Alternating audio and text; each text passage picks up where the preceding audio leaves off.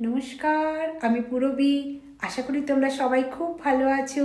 তো আমি আজকের আবার নতুন একটা ভিডিও নিয়ে তোমাদের সামনে চলে এলাম। আজকের কি ভিডিও আনলাম জানো? আজকের আনলাম ট্যাংরা আর পাবদার পোস্ত ঝাল। আর সেই ট্যাংরা আর পাবদা ভাজতে গেলে তেলটা যে কিভাবে ছিটকিয়ে গায়ে আসে সে তো আমরা সবাই জানি। তো আমি না একটা নতুন পদ্ধতি বার করেছি। জানি না তোমরা কে কে এই পদ্ধতিটা জানো, তবে এই পদ্ধতিটা তোমরা অবলম্বন করে দেখতে পারো, কিন্তু একদম তেল ছিটকে গায়ে আসবে না। তো চলো আমি বানাবো ট্যাংরা আর পাবদা। 2 পিস পাবদা আছে ফ্রিজে, আর ট্যাংরা দিয়ে আমি একটু ঝাল বানাবো। তো দেখো, তার জন্যে আমি নিয়ে নিয়েছি ট্যাংরা আর পাবদা। ট্যাংরাগুলি না, ট্যাংরা আর পাবদা ভাজতে গেলে প্রচণ্ড তেল গায়ে ছিটকে আসে। তাই জন্য আমি একটা অভিনব পদ্ধতি বার করেছি জানো। কড়াইয়ে তেল গরম করে সেই তেলই একটা বাটিতে খানিকটা নিয়ে নিয়েছি। দেখো, তো এই গরম তেলটার মধ্যে মাছগুলি ডুবিয়ে ডুবিয়ে আমি আবার সেই ওই ছাঁকা তেলে ভাজবো। তেল আমি একটু বেশিই নিয়েছি।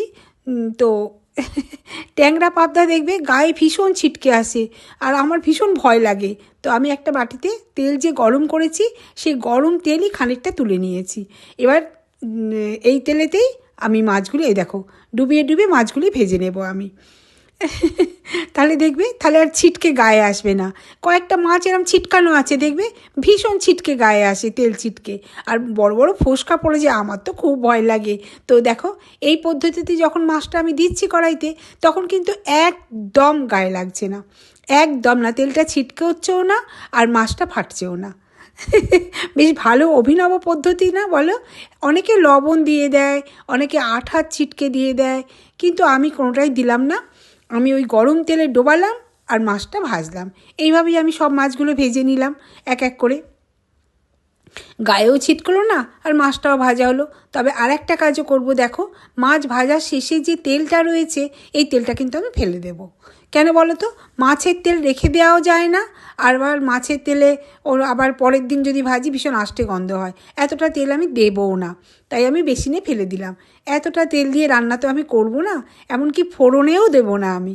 আমি তো, তোমরা জানো, আমি একটু তেল কমেতে রান্না করি, তাই আমি পুরো তেলটা বেসিনে ফেলে দিলাম। দিয়ে আমি কড়াইটা ভালো করে ধুয়ে নিয়েছি, দেখো, ধুয়ে মেজে নিয়েছি। নিয়ে আমি একটু কালো জিরা ফোড়ন দিয়ে দিলাম। এবার আমি মাছের ঝোলটা বানাবো। ঝোল নয়, সরি, মাছের ঝাল, পোস্ত দিয়ে ঝাল। তো এবার আমি পেঁয়াজ কুচিও দিয়ে দিলাম, কালো জিরে ফোড়ন দিলাম, দিয়ে পেঁয়াজ কুচি দিলাম, দিয়ে ওই শুকনো কড়াইতেই তেল ছাড়াই একটু ভাজা ভাজা করে নিলাম। এটা ভাজা ভাজা করলে বেশ ভালো লাগে, নাইলে পেঁয়াজের গন্ধটাও আসবে। তারপর আমি একটু জল দিলাম। কেন বলো তো? যেহেতু তেল দিইনি, তাহলে মাছটা সিদ্ধ হবে কি করে বল? মাছটা নয়, পেঁয়াজটা সিদ্ধ হবে কি করে? মাছ বলে ফেলছি, দেখো। তারপরে আমি এর মধ্যে কাঁচা লঙ্কা টমেটোটাও দিয়ে দিলাম। কেন বলো তো দিলাম? কারণ একটু ভালো করে সিদ্ধ হয়ে যাবে। তারপর আমি একটু হলুদ দিয়ে দিলাম। এইবার হলুদটা দেওয়ার পর আমি কি দিলাম বলো তো? একটুখানি জিরে আর ধনিয়া বাটা দিলাম। ধনিয়াটাই বেশি দিলাম, জিরাটা একটু কম দিলাম। ধনিয়া আর জিরে বাটা দিয়ে দিলাম। তারপরেতে আমি একটু আদা রসুন বাটা দিয়ে দিলাম। এই আদা রসুনের মধ্যে একটু গরম মশলাও দিয়ে দিয়েছিলাম। তো এইভাবে কষাতে কষাতে, আর এই মশলাগুলো কিন্তু পুরো আমার ঘরে তৈরি, একদম আমি মিক্সিতে বেটে নিয়েছি, যদিও আমার শিলনোড়া নেই। তো এটা কষাতে কষাতে দেখো, পেঁয়াজ টমেটো সব গলে গেছে। তো এইবার আমি মাছটা দিয়ে দেবো। মাছগুলো দিয়ে দিলাম। মাছটা এই দেখো, মাছটা ভেজে কিন্তু ভাজার আমি সময় না ফুটো আমি ফুটো, কিন্তু ওই ফুটো ফুটো জায়গায় রেখেছি আর কি, মাছটা তুলে, যাতে তেলটা পুরো ঝরে যায়। আমার আবার ওই তেল মাছে দেওয়া যাবে না। এটা আমার একটা বাতিক, তেল দেওয়া যাবে না। তেল ছাড়াই খাই আমি, তোমরা তো জানো। তো ট্যাংরা মাছটা আগে দিলাম, পাবদা মাছটা পরে দেবো বলে। এর সঙ্গে তো আমি পোস্ত দেবো, কারণ ট্যাংরা পাবদার পোস্ত ঝাল, তাই জন্য একটু পোস্তও দেবো। তো দেখো, তো আমি ট্যাংরা মাছটা আগে দিলাম, দিয়ে আরেকটু জল দিয়ে দিলাম, যাতে ট্যাংরা মাছটা সিদ্ধ হয়।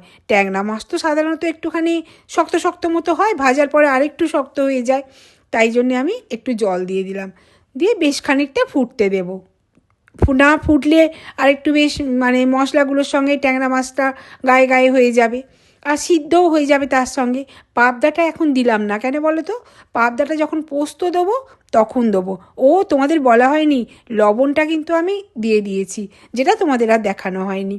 এডিট করার সময় কোনোভাবে লবণটা মিস হয়ে গেছে। তো এই ট্যাংরা মাছটা সিদ্ধ হয়ে গেছে। ট্যাংরা মাছটা দেখো সিদ্ধ হয়ে গেছে। তো এবার আমি এর সাথে পোস্ত আর কি যেন পাবদা অ্যাড করে দেব।